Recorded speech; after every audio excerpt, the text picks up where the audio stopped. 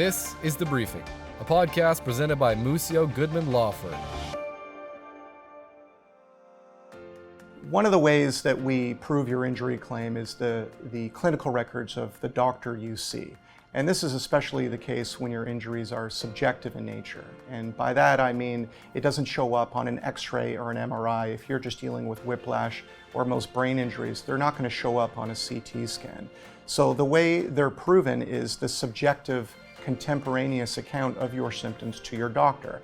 Those end up in the clinical records. And then we use those records to prove your injury claim, or we send those records to a medical expert to review them, to assess you, the patient, and to provide a medical legal opinion. So if you're not seeing your doctor for months and months at a time, ICBC can argue that you must be fine, or they can argue that there just isn't evidence to corroborate your ongoing symptoms. So what we typically suggest is that you see your doctor at least once a month for the first couple months, and then every 3 months going forward after that, just to keep your doctor up to speed. And your doctor might want to see you more often than that. Obviously, we defer to your doctor in that regard. But the key is to keep your doctor up to date with what you're dealing with.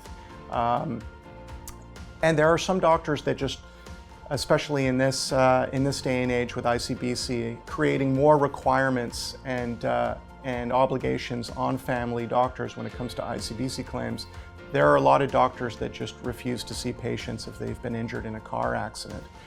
If that's the case, talk to your lawyer, because your lawyer might have a relationship with a doctor and they can send you to that doctor over the course of your injury claim.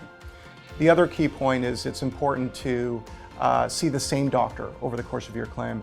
We find a lot of clients prior to the accident would just go to a walk-in clinic and see whichever doctor was working that day for a prescription refill or a lab test. The important thing is that over the course of your ICBC claim, you're sticking with that same doctor.